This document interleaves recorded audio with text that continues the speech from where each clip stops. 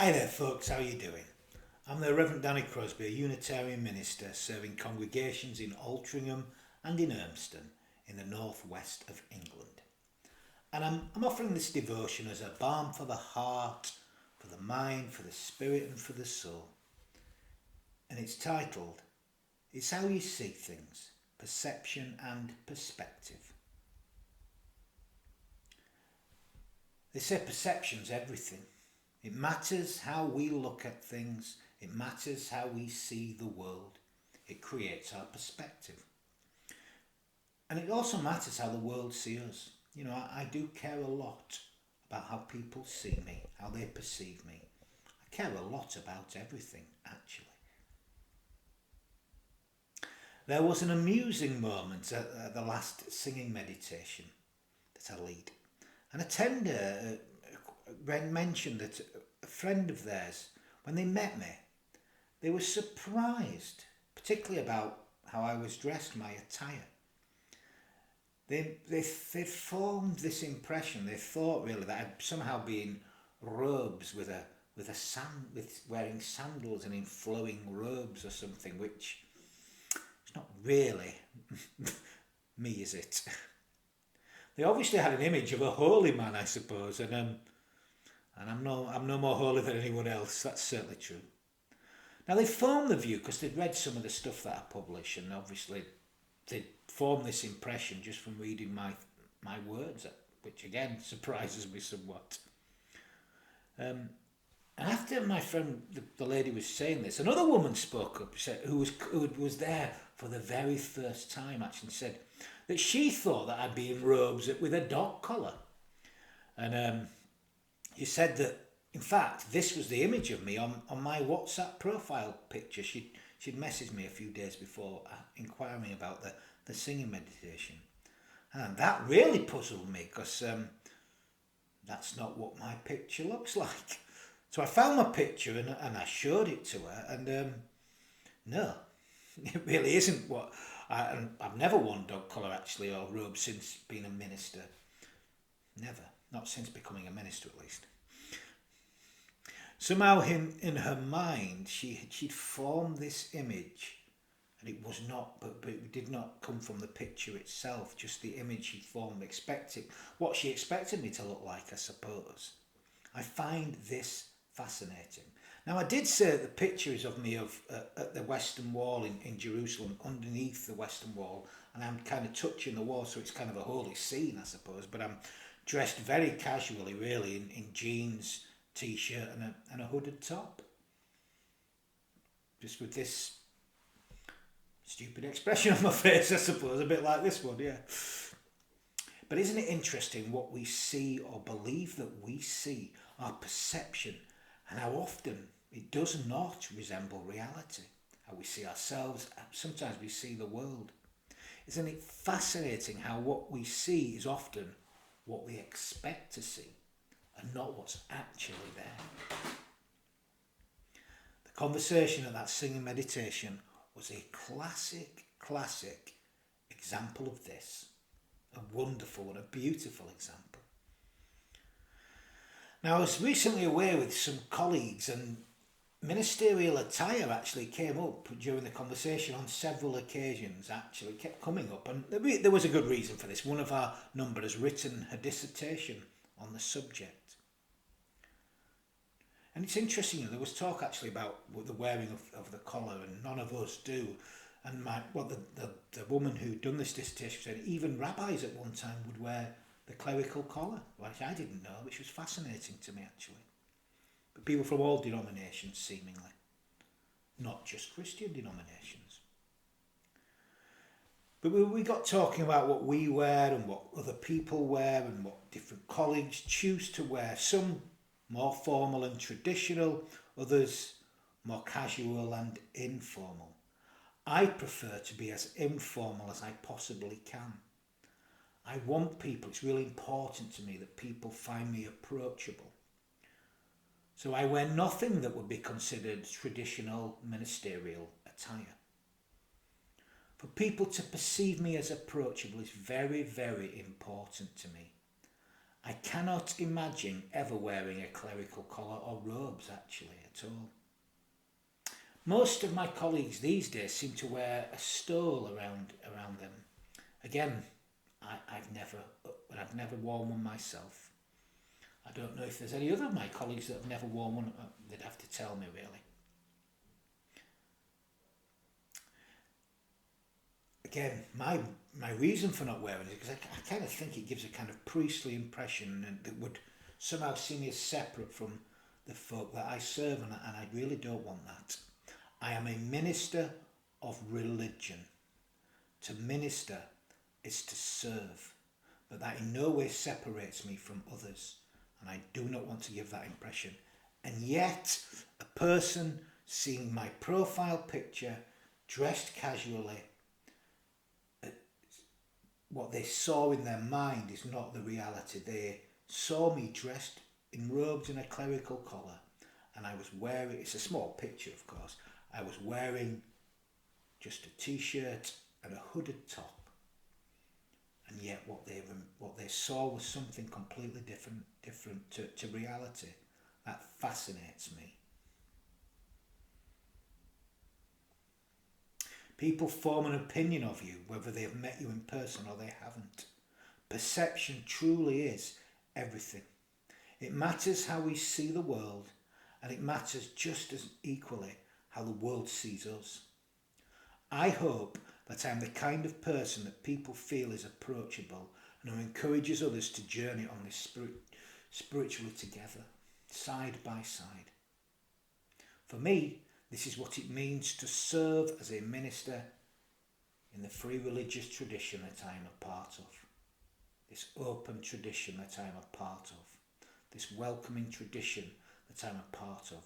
We say, come as you are, exactly as you are. But do not expect to leave in exactly the same condition. I'd be interested to hear other people's views on it really. I know some folk think that a suit and tie is an appropriate attire for me. And you know, when I first went into the job, that's what I dressed. I'd wear just a suit and a tie.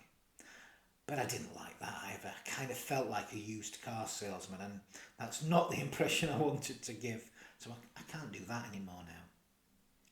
But no doubt the conversation about what's appropriate will continue, because actually I've never quite felt anything is appropriate yet. Of course, the important thing is to wear something.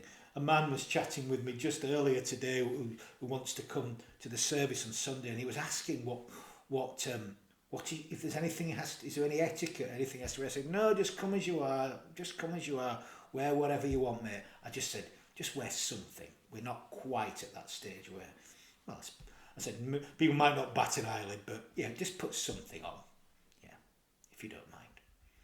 But you never know. Some people might welcome that too, maybe not. What's important though is, for me as a minister in this free tradition, is that whatever I wear, however I come across, I don't want that to be seen as a barrier that separates us from one another. To minister to me means to serve. And I serve the community in so many ways, and it matters so much to me how I am perceived by them. I hope that people find me approachable.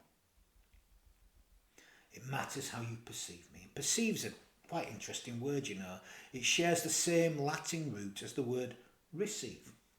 They both come from percipere, or I can't pronounce it really, you know which one I mean, which meant to understand from per meaning entirely and capere meaning to take.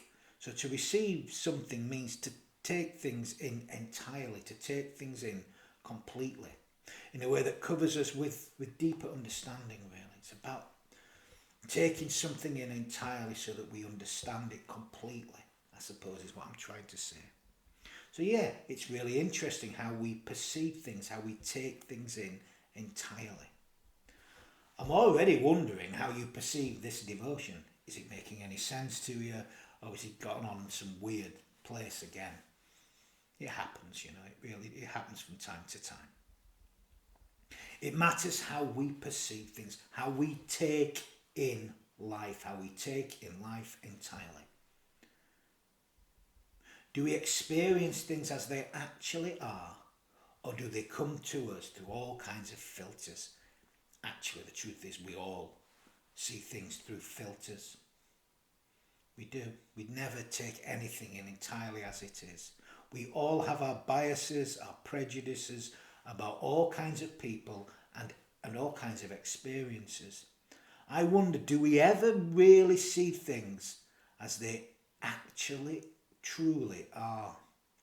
Do we ever look at the world through fresh, clean, open eyes?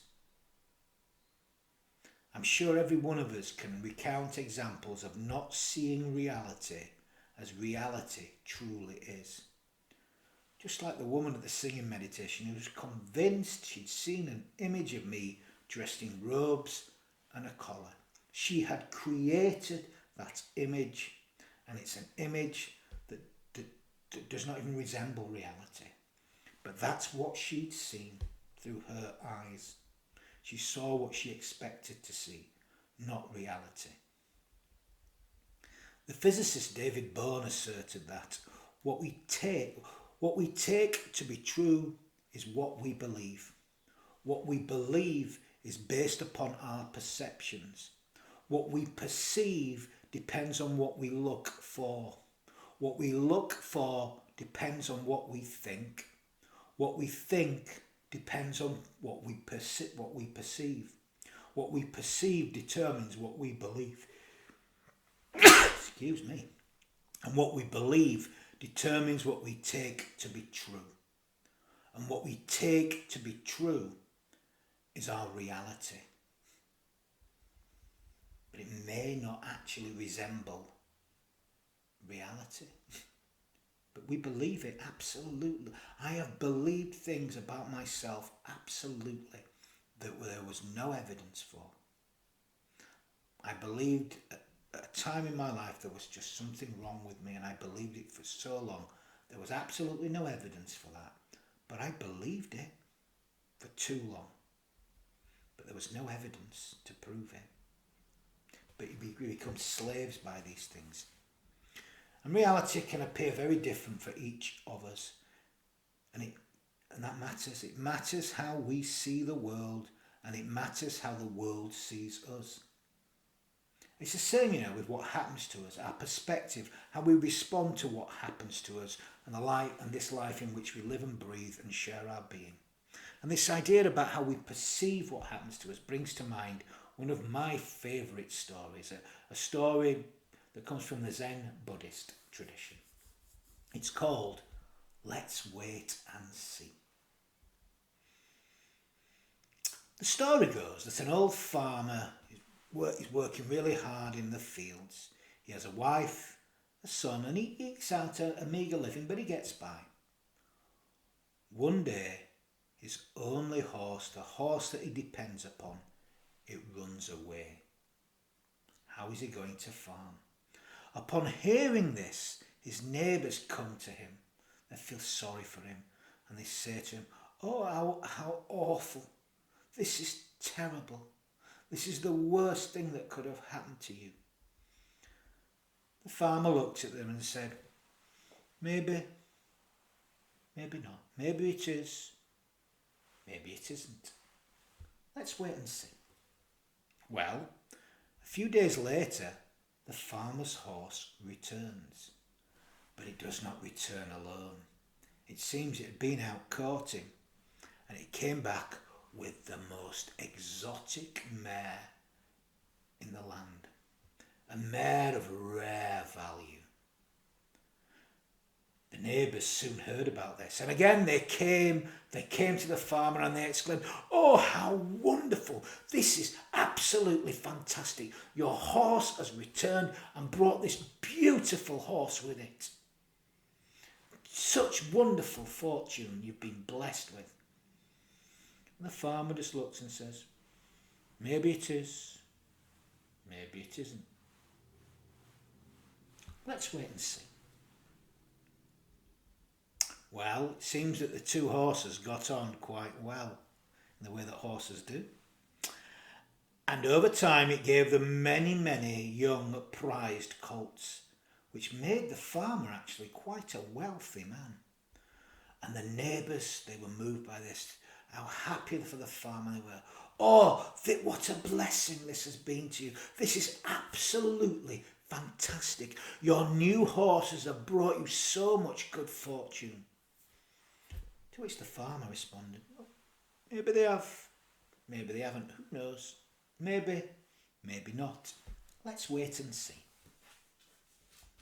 Now by now the farmer's young son had grown into being a young man and he wanted to prove himself. Young men are like that, aren't they? I remember being once myself. And he decided he wanted to tame one of the young colts. So he climbed aboard and it would start to buck, and it threw him from the horse and it broke the young man's hip. He was crippled, he was unable to walk. When the neighbours heard the news, oh, they were heartbroken. They came to console the poor farmer. Oh, this is awful. Your only son will never be able to walk again. This is the worst thing that could have happened. Well, it seems the farmer wasn't that upset. He simply said, well, maybe it is, and maybe it isn't. Let's wait and see. Who knows? Who knows? Not I. Well, later that year, the farmer's country went to war, as countries always seem to do. And the army decided they must conscript every able-bodied man for duty to fight in this war until the next one comes around here. Now the farmer was too old to be taken, and of course his son couldn't walk, so he was excused military duty. The army simply took the farmer's horses, leaving him just one, his original horse, which he needed to have to keep on farming and to feed the armies, of course.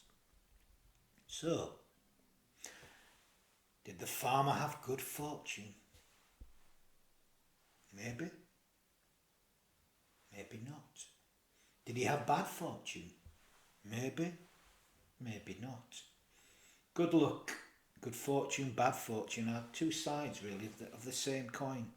It really depends on our perspective, how we view what happens to us in our lives. Life's all about perception and perspective. How we perceive ourselves and how we perceive life matters. It shapes our perspective, how we see the world. Perspective shapes the contours of our lives.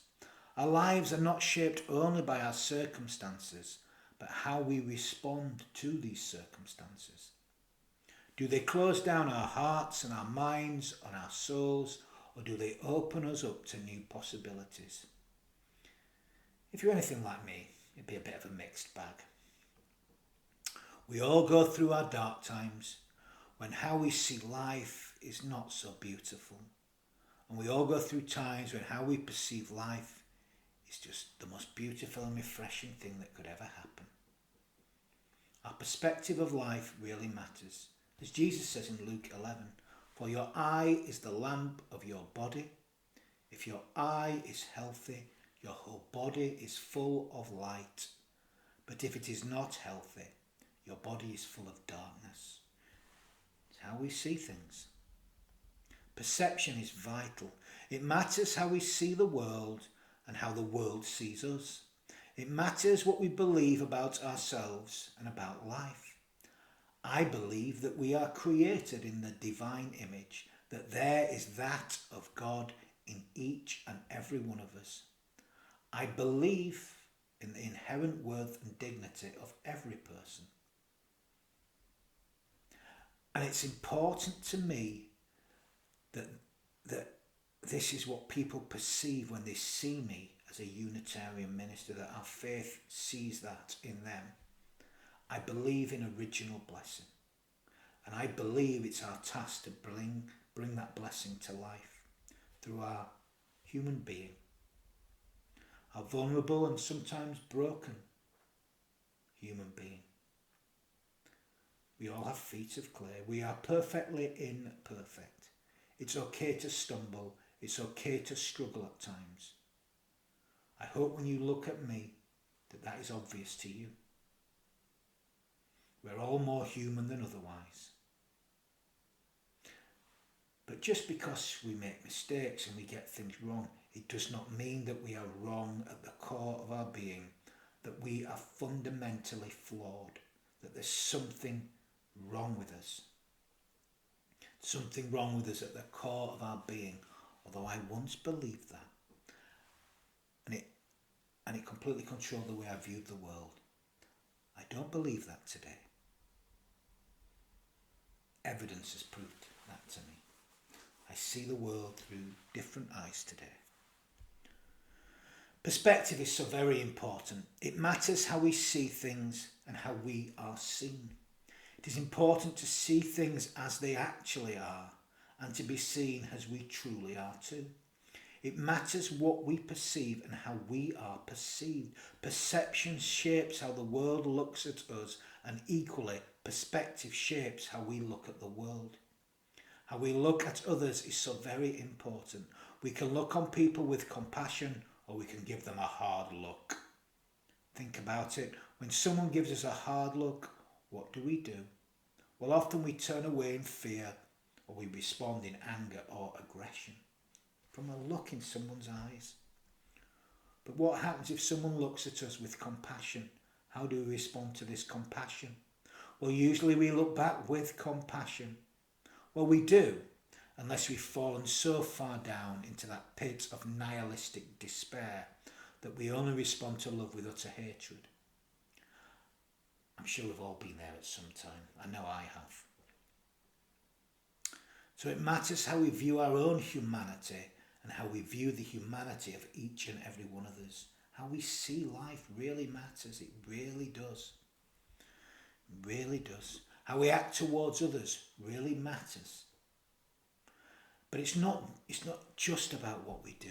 It's also about the spirit in which the things we do, the task is conducted. We can appear to be encouraging and loving, and we can appear to be doing the right thing, but our eyes will say something otherwise. Think about a smile. We think, when we smile, that we smile with our mouths. But we don't just smile with our mouths. Really, we smile with our eyes.